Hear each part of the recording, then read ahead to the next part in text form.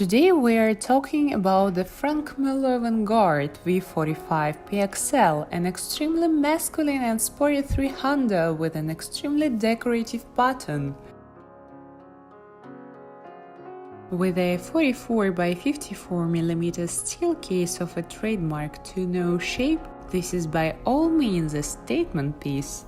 The same goes to the three-dimensional pixel pattern adorning the silver-colored dial and the case. By using different machining techniques, the guys at Franck Muller really made these little squares stand out and come to life according to different light conditions.